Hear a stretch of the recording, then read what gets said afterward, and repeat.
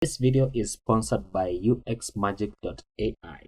So in this video, I'm going to be showing you what UXMagic.AI is, what their copilot is, what they're about, what you can do with it, and how it can help you as a developer when building out websites.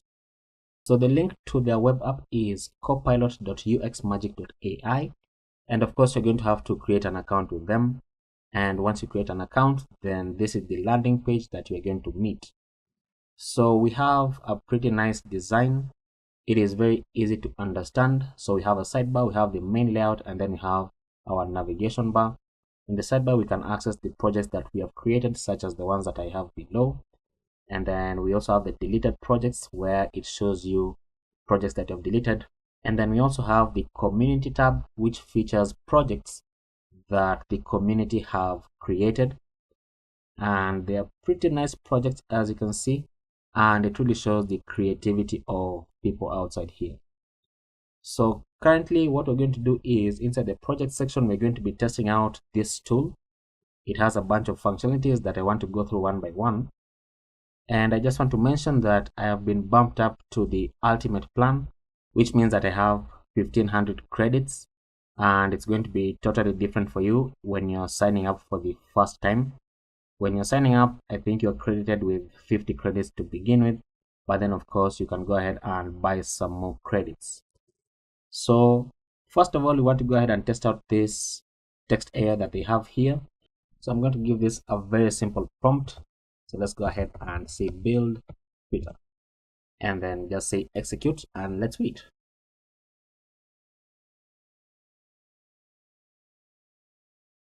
So once our prompt is done executing, you can see that this is what I have on the screen. Now you can go ahead and test this out. So by clicking the preview button right here, it is going to open up in a new page, and then you can preview the UI that has been created, or you can go ahead and click on this tab, which is going to give you access to the code, and you're going to see immediately that it generates only HTML code as of right now. And I'm aware that they're working on how they can generate code in other languages, but for now we only have access to the HTML, and of course it is sprinkled with some JavaScript and some Tailwind CSS. And what you'll notice with most of these AIs is that they really like Lucid React. So going back to the preview right here, you can go ahead and click on full screen, and you can see that this is what we have for our full screen preview, just by typing in 2 words in the text prompt. Now if you try to go ahead and click on this, you'll see that they are non-functional, and that means that you can go ahead back into the AI and try to edit it and give it some more prompts, give it some more instructions depending on what you want to do, and then it should be able to execute that for you. So for example, if I go ahead and say design a sign up page for this, and then execute, just give it a moment,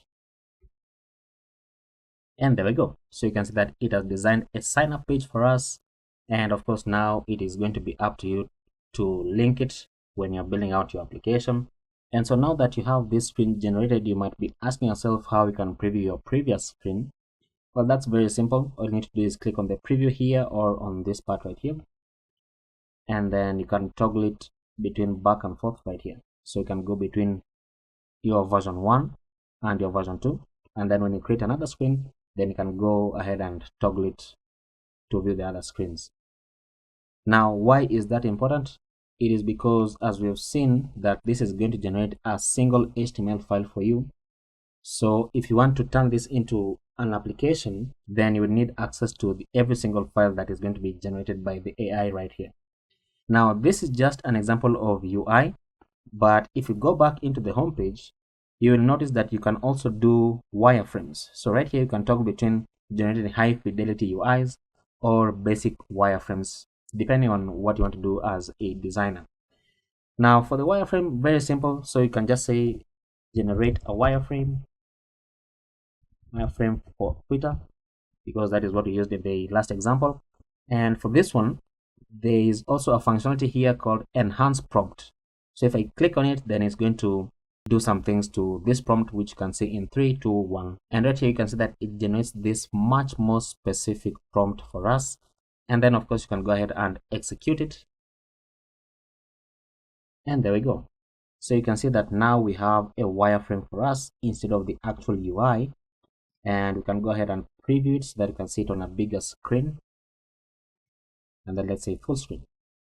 So you can see that now this is just the wireframe, so it's easy to tell that this is going to have profile pictures of users, this is going to be a button, this is going to be an image in case the post contains an image, and then of course the text and a bunch of other things for my designers out there. Now going back to the dashboard, we are still playing around with this. I also want to show you that you can also upload images of designs that you have made. So right here I can say image to UI, and I've just uploaded an image right here which I got from Dribble, and then I'm just going to say build what is in the image. So I'm not specifying any type of application. I want to see if it is going to be able to infer the type of application from the image that I've uploaded. And for reference, this is the image that I uploaded, and then let's go ahead and execute this. Okay, so our design is complete, and I immediately noticed that I forgot to switch it from wireframe mode. So let's go back and execute the same thing. So right here, upload the image, and then let's type in the prompts of build what is in the image, and then let's switch this into high fidelity and then execute it again. And look at this. Let's go ahead and place this to the side so that you can preview it with the original image. Okay, so this is what has been generated by the AI on the left, and then on the right we have the original image. And look at how close it is to the design. I mean, it looks very, very nice. Very, very nice. Of course, I've zoomed this out because when I zoom in back to 100%, then it shows me the mobile version. So I want to be able to preview the desktop version because that is what we are comparing it with. And you can see it's very, very close to the design. Now, the next thing that I want to go ahead and test out, we need to go back to the dashboard, and then we are going to go into tools, and then we want to go ahead and clone our website by giving it a URL. Exciting. So let me go ahead and see what website can we clone. Let's see HTTPS. Let's go ahead and clone twitch.tv. I think that should be okay. Let's say add, and then let's just say clone the website. Now I should mention that if you're on the free tier, then you don't have this functionality. You have to upgrade into a paid tier. So let's go ahead and say generate design.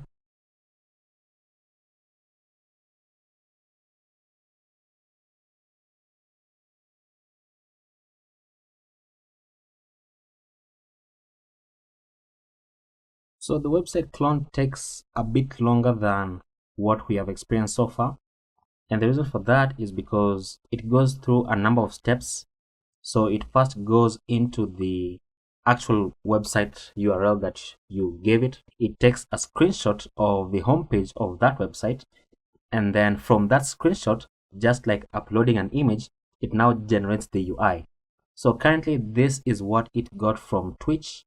And if I go ahead and open this up, view it as full screen, you can see that it looks pretty close to the design that Twitch has.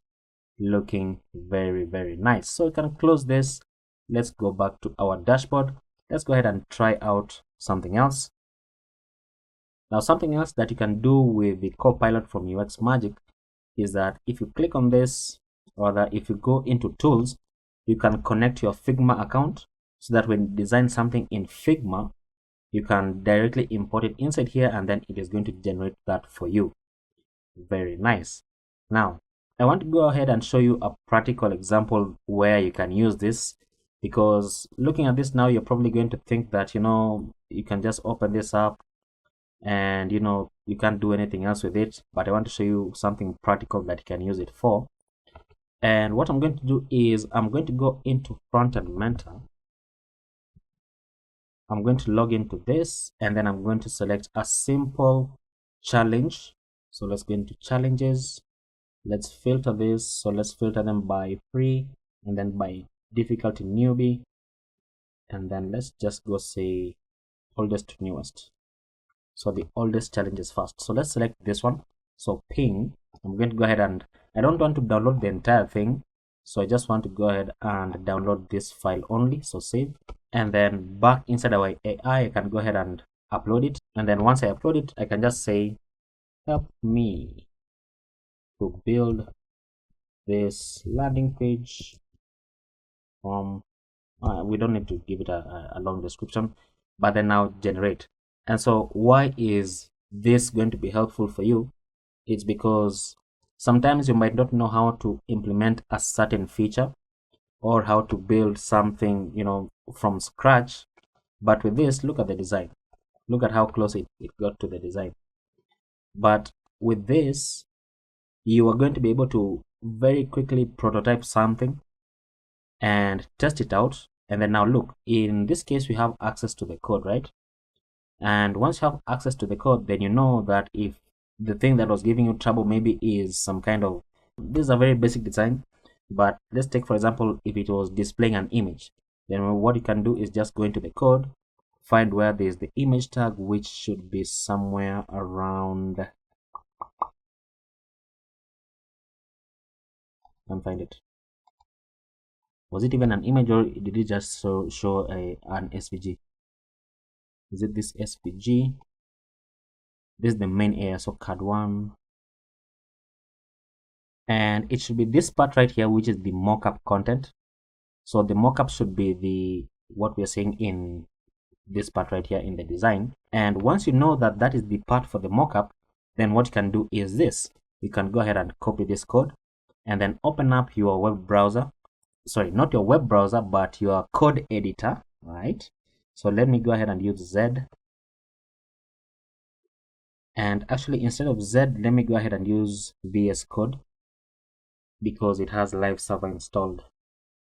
So now that VS Code has finally opened after 5 billion years because it uses Electron, I'm going to go ahead and cd into my desktop, and then I'm going to make a folder here called UXMagic, and then just cd into UXMagic, and then I'm going to say code.-r, which is going to restart this instance of VS Code, and then hopefully we don't have to wait 5 billion more years.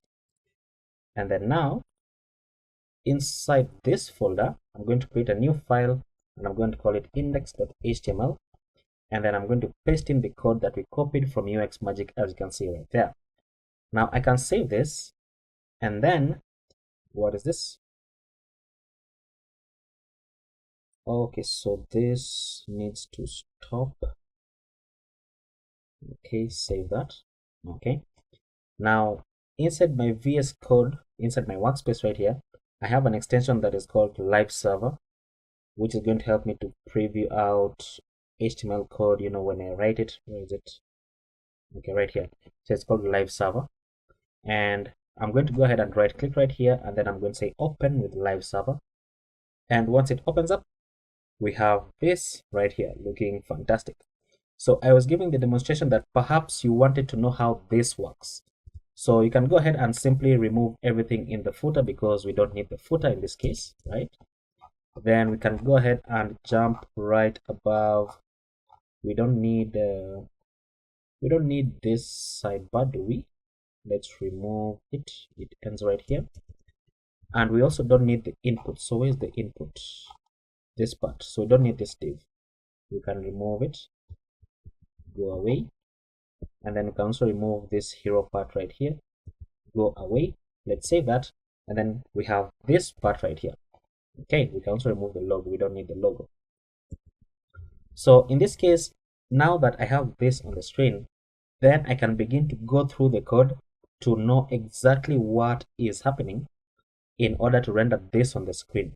So obviously, if you're not proficient with Tailwind CSS, then you are going to be at a slight disadvantage here, but the classes in Tailwind are not so hard to understand. So for example, BG Gray 50 is going to have a background of gray with a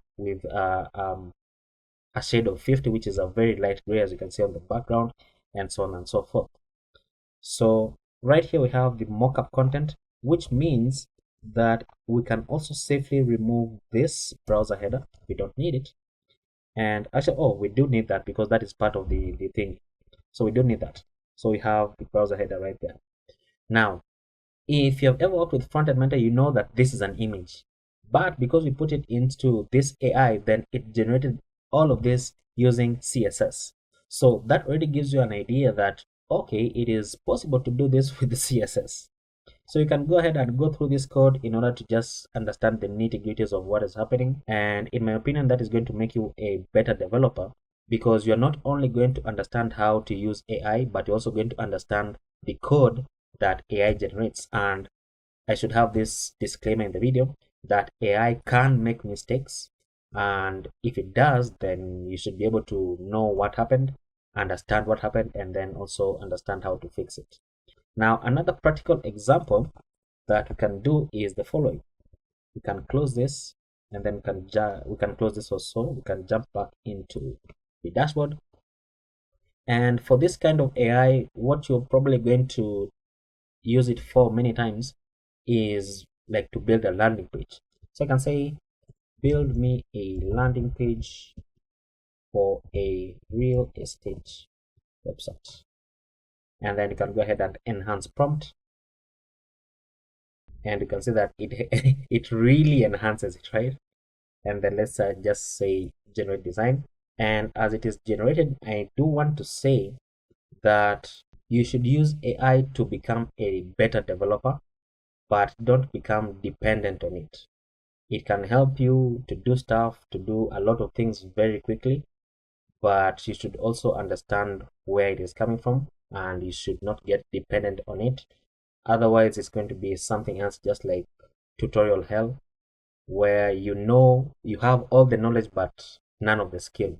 And that is not my quote, it is a quote that I saw from Brad Travers's video. The latest video should be on the channel. Okay, so let's wait for this to finish. And would you look at this?